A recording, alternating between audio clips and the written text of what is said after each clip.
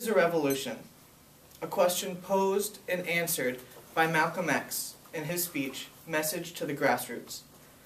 Being delivered on November 10th, 1963, this speech would be one of Malcolm X's final speeches before he was assassinated less than a year later by 3 members of the Nation of Islam, a group that he was once a member of. Malcolm X is a revolutionary and an advocate for rights and freedoms of Black Americans.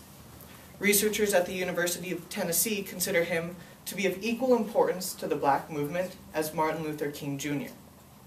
Where the two men differ is in the methods in which they wish to achieve those rights and freedoms. As MLK proposed peaceful cooperation between blacks and whites, Malcolm X said that there cannot be a peaceful revolution, and that blacks should be prepared to defend their rights and their freedoms by any means necessary.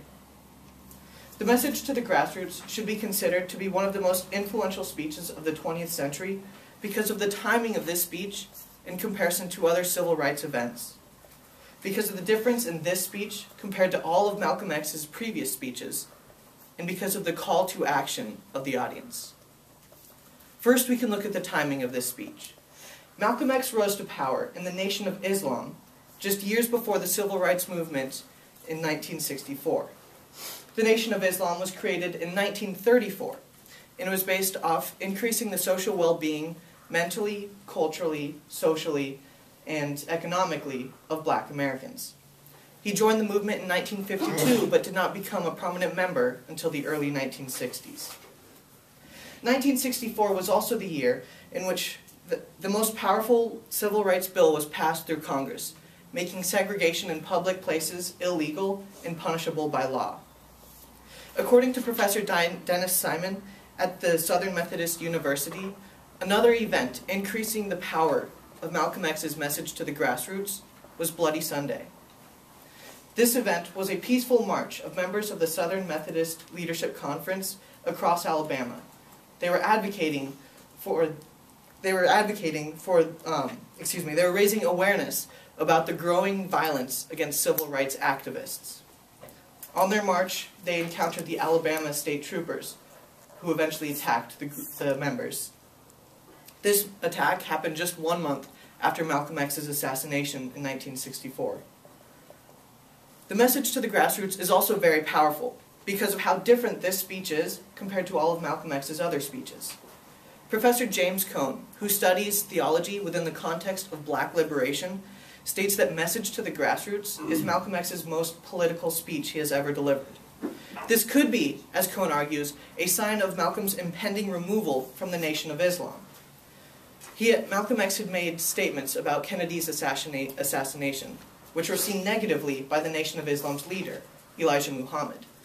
The two had a falling out. This speech occurred, and then he was eventually silenced and removed from the Nation of Islam, and shortly after is when he was assassinated.